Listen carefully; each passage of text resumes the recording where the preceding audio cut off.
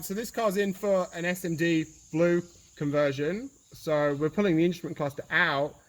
I figured while we're here, we may as well do some preventative maintenance. With the earlier LSLT XR5s, it was really common that you would get all of a sudden engine malfunction coming up on the dash. If you read your fault codes, you would get a throttle body fault code and an accelerator position fault code. And if you smacked on top of the dash, the car would suddenly work. Now, what that was is the circuit board, the solder on it is lead free when they make it, and so it's a little bit brittle. And so over time, you can get these hairline little fractures. We're starting to see it with the LVs now. I've even seen it with an RS mk2. So every time I take an instrument cluster out to do an SMD conversion, I just do that at the same time, stops it from being a problem later on. Just gonna run through it, it's real simple. You just wanna pull your steering wheel down and out as far as you can. Pull this clip out and you've literally just got 2 torque screws there and there.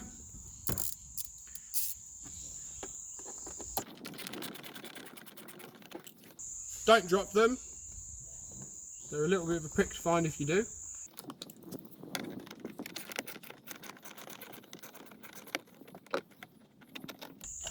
Right, once you've got those 2 screws out, there's a little bump in here at the back. So the easiest way to get the cluster out is just with a trim tool. And you basically just want to push it past, tweak it down slightly, and you see there's little bumps, you just push it down, then you can kind of turn it on its side, press this little tang downwards, lift this little catch up, cool, and take the instrument cluster out. Okay, so first things first, we're going to strip the cluster, so you just want to slip it on its back, sorry, on its front. You've got these retaining clips here. Oh, half of these have already been popped out. Literally just with a flat blade, just gently tweak the plastic and that whole cover will come out. Now we've got clips there, there, there, there and there, and that's what holds this front face on, so we've got to take that off next. Now there is a little ridge, now that's to stop it from naturally popping off. I actually find it a lot easier if you just run a blade and take it off. Otherwise you've got to put a flat blade in, flat blade, flat. You basically got to end up with 5 flat blades all stuck into it, which is a pain. And I found from just trimming that, it doesn't give me any dramas. So I just take a scalpel and just do it. Cool. Well, someone has been in here before me because some of these clips are broken.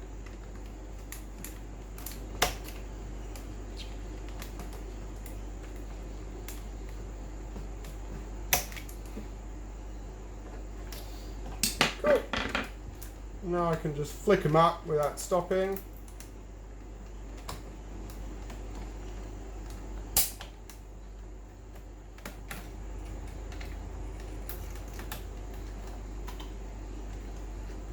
Cool. Now, put this to one side. Make sure you don't touch inside it, otherwise you're going to have your fingerprints there. Now this one's been pulled apart previously because it's got our carbon fibre backing on it, but same process, push your dials all the way to as far as that you can go into their resting position, mark it with a texter, take a photo, that's what I normally do. So remembering that you can't see all this bit back here once it's on, so feel free to mark on the actual cluster, it won't give you any dramas because you won't see it.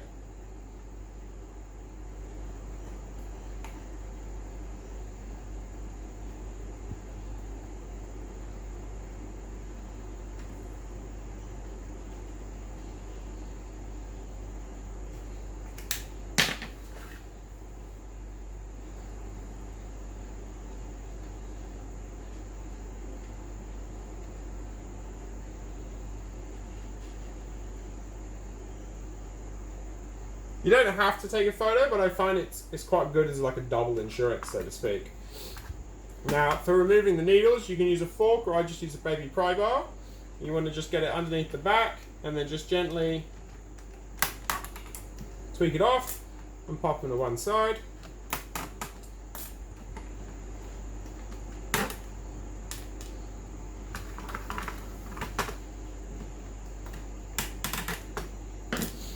And now we're going to remove this screen. So if you flip it round, There's these tangs, there's 4 of them. You just got to bend them so that they're in the straight position.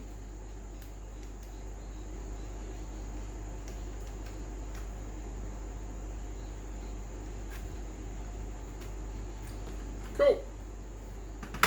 And now the cage for the screen will come out. Pop that to one side. Now I don't know if the camera will focus, but you've got a ribbon cable for the screen and you've got this little clip here. The trick with that is just to take a little flat blade and just push it up and just work it all the way along. Got to be real gentle with it. And now you can lift the screen up. Oh.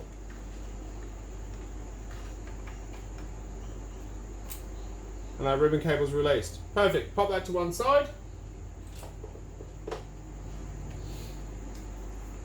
And now you've basically got to release the circuit board. So you've just got clips again.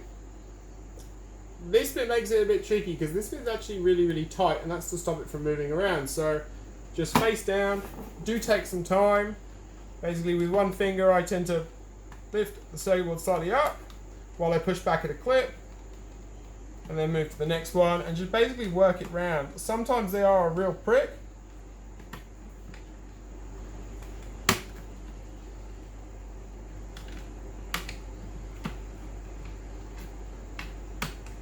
And you've got to be gentle with it, because if you force it, you'll crack the circuit board in half. You do that, then you'll be really up shit street.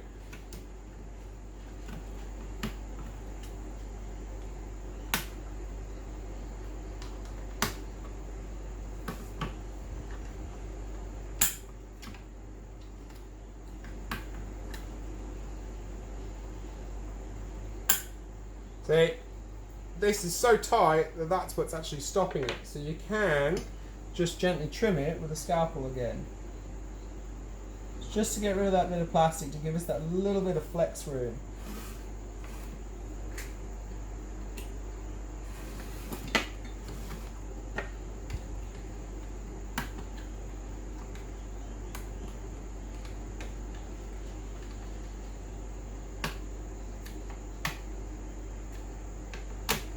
There we go.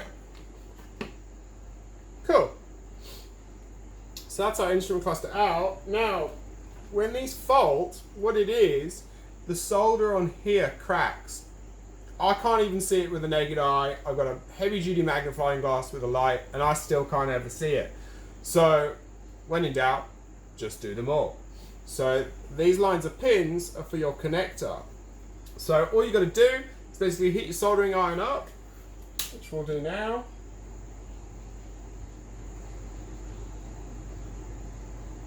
I use a digital one and I find sort of around that 280 Celsius mark. Melted at a decent rate without getting it too hot. And you're basically just going to one at a time heat them up till the solder goes molten. Add a little bit of solder, move to the next one, and just go over them one by one by one by one, put it back in, job done. So obviously you just refit it in the reverse of removal, and that's it.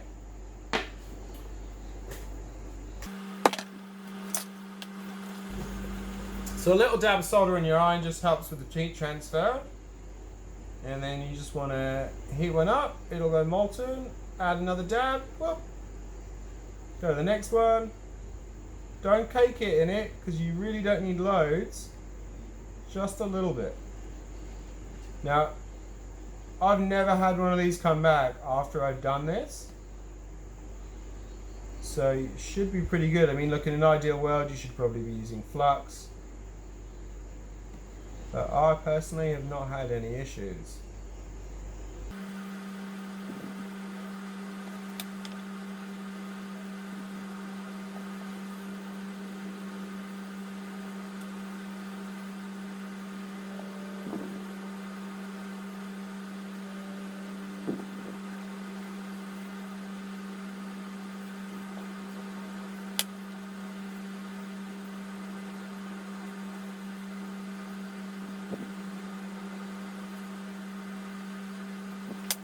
Cool, that's it, done.